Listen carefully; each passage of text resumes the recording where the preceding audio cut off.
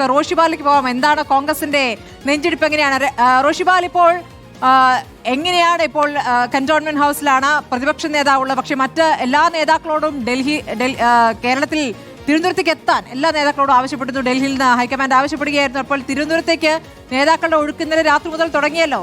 അപ്പോൾ എങ്ങനെയാണ് KPCC ആസ്ഥാനത്തെ ഒരുക്കം?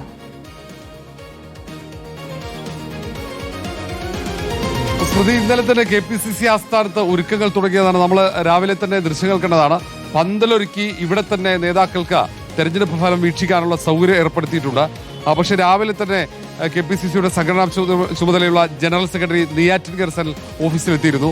അദ്ദേഹത്തിന്റെ പാറശാല നിയമസഭാ മണ്ഡലത്തിലെ കൗണ്ടിംഗ് ഏജന്റുമാരെ ഇവിടെ നിന്നാണ് അവർ പോകുന്നത്. ഏതായാലും ഈ പന്തലൊക്കെ കാണാം. ഇത് നമ്മൾ ഇന്നലെ പൂർത്തിയായിരുന്നില്ല പന്തൽ, ആ പൂർത്തിയായ പന്തലാണിത്. ഈ പന്തലിനകത്ത് വലിയ LED വാൾ തയ്യാറാക്കി വെച്ചിട്ടുണ്ട്.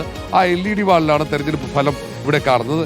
ഇവിടെ ഇരിപ്പിടങ്ങളുണ്ടാകും നേതാക്കൾക്ക് മുഴുവൻ. അത് സംസ്ഥാനത്തിന്റെ ചുമതലയുള്ള AICC general secretary Deepadas Munshi, KC Venugopal, ഒപ്പം രമേശ് ചെന്നിത്തല, സണ്ണി ജോസഫ്, K സുധാകരൻ, അടൂർ പ്രകാശ് അടക്കമുള്ള എല്ലാ നേതാക്കന്മാരും തിരുവനന്തപുരത്തെ ഭൂരിഭാഗം സ്ഥാനാർത്ഥികളും KPCC ആസ്ഥാനത്ത് തന്നെയായിരിക്കും തെരഞ്ഞെടുപ്പ് ഫലം കാണാൻ എത്തുക. KPCCയുടെ പ്രധാനപ്പെട്ട ഭാരവാഹികളും KPCC ആസ്ഥാനത്തുണ്ടാകും. വിജയം ഉറപ്പാണെന്ന ആത്മവിശ്വാസത്തിൽ ലഡുവും ഒപ്പം മറ്റു മധുരങ്ങളൊക്കെ പായസമടക്കം തയ്യാറാക്കാനുള്ള എല്ലാം അവർ നേരത്തെ തന്നെ തീരുമാനിച്ചു കഴിഞ്ഞതാണ്. അതോടെ ഏതാണ്ട് 11 മണിയോടെ എല്ലാവരും ഈ ലഡുവും പായസവും ഓർഡർ കൊടുത്തിട്ടുണ്ട്. അതാണ് അതിന്റെ ആരുടെയൊക്കെ പായസവും ലഡുവും വേസ്റ്റ് ആവുന്നുള്ളതാണ്. ഇപ്പോൾ നേമത്ത് അല്ലെ രാജീവ് ചന്ദ്രശേഖർ ഓർഡർ കൊടുത്തു കഴിഞ്ഞു പറയുന്നു.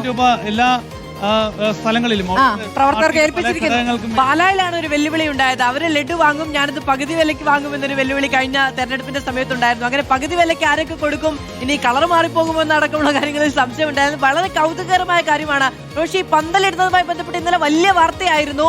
അതിനെ തുടർന്ന് ഇന്ന് കാലാവസ്ഥയുടെ സവിശേഷത കണക്കിലെടുത്താണെന്നൊരു ന്യായീകരണം വരുന്നുണ്ടല്ലോ KPCCയിൽ നിന്ന്. അത് ഇന്ന് രാവിലെ നെയ്യാറ്റിൻകര സെൻട്രലുമായി സംസാരിക്കുമ്പോഴാണ് രസകരമായി പറഞ്ഞത്. കാലാവസ്ഥ മാറിയാൽ നിങ്ങളൊക്കെ എവിടെയാണ് നിൽക്കുന്നത്, നിങ്ങളൊക്കെ സുരക്ഷിതമായി നിൽക്കണ്ടേ, അതുകൊണ്ട് ഞങ്ങൾ പന്തലിട്ടാണ്.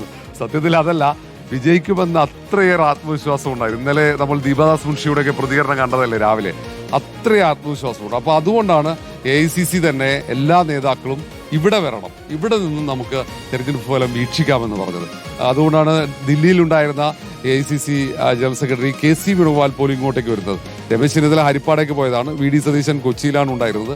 സണ്ണി ജോസഫ് കണ്ണൂരാണ്. അങ്ങനെ എല്ലാവരോടും ഇങ്ങോട്ടേക്ക് വരാം, നമുക്ക് എല്ലാവരും ഒരുമിച്ച് ഈ വിജയാഹ്ലാദത്തിന്റെ ഭാഗമാകാം എന്നാണ്. അതുകൊണ്ട് തന്നെ വ്യത്യസ്ത പ്രതികരണങ്ങളായി പോരുത്, അങ്ങനെ ഒരു കാര്യം കൂടി ഉണ്ടാവും. സൗകര്യമുണ്ട് തീർച്ചയായും. മാത്രമല്ല, ഇത് ഈ തെരഞ്ഞെടുപ്പ് ഫലം വന്നു കഴിഞ്ഞാൽ പിന്നീട് അങ്ങോട്ട് ഏറ്റവും തിരക്കിട്ട ചർച്ചകളാണ്. അത് ഭരണം ലഭിച്ചാലും ഇല്ലെങ്കിലും UDFനെ സംബന്ധിച്ചിടത്തോളം ഏറ്റവും പ്രധാനപ്പെട്ട ചർച്ചകൾ നടക്കുക നമ്മൾ ഈ കാണുന്ന ഇന്ദിരാഭവനിലാണ്.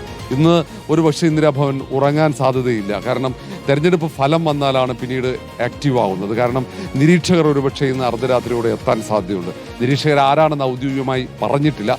ഒരുപക്ഷെ സിദ്ധരാമയ്യയും അതുപോലെ അരുണാചൽ പ്രദേശ് മുഖ്യമന്ത്രി ആകാൻ സാധ്യതയുണ്ടെന്ന സൂചനയുണ്ട്. കാരണം പൊതുവെ ഏറ്റവും മുതിർന്ന നേതാക്കൾക്കാണ് ചുമതല നൽകാറുള്ളത്. പ്രത്യേകിച്ച് ഇവിടെ 3 പേർ മുഖ്യമന്ത്രിയാകാൻ ശ്രമിക്കുന്നുണ്ട്. അതുകൊണ്ട് അങ്ങനെ ഒരു തർക്ക സാധ്യതയുള്ളതുകൊണ്ട് അങ്ങനെ നിരീക്ഷകന്മാർ ഏറ്റവും മുതിർന്നവരാകാൻ സാധ്യതയുണ്ട്. അങ്ങനെയെങ്കിൽ അവർ രാത്രിയോടെ എത്തും. നാളെ വൈകിട്ട് ഉച്ച കഴിഞ്ഞാകും ഒരുപക്ഷെ MLA-മാരുടെ യോഗം നടക്കാൻ സാധ്യത. നിലവിൽ അത് സൂചനയാണ്, ഔദ്യോഗിക തീരുമാനമല്ല. നാളെ ഉച്ചയോടെ അവർ വന്ന് കാര്യങ്ങൾ അറിഞ്ഞ് നാളെ രാത്രി തന്നെ തിരിച്ചു പോകാനുള്ള സാധ്യതയുമുണ്ട്.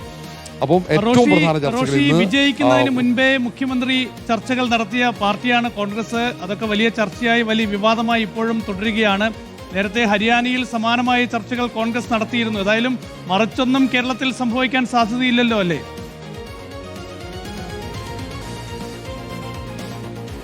സുനിൽ, അത് സാധാരണ കോൺഗ്രസ് എല്ലാ കാലത്തും ഇതുപോലെ ചർച്ചയുണ്ടാവും. പക്ഷെ ഇത്തവണ അങ്ങനെയല്ല. ഇത്തവണ ചർച്ച വളരെ നേരത്തെ തുടങ്ങിയെന്ന് മാത്രമല്ല, വിജയത്തിൽ കുറഞ്ഞ ഒന്നും ആലോചിക്കുന്നു പോലുമില്ല UDF എന്നതാണ് യാഥാർത്ഥ്യം. അതുകൊണ്ടാണ് എല്ലാവരും നമുക്ക് മലബാറിനെ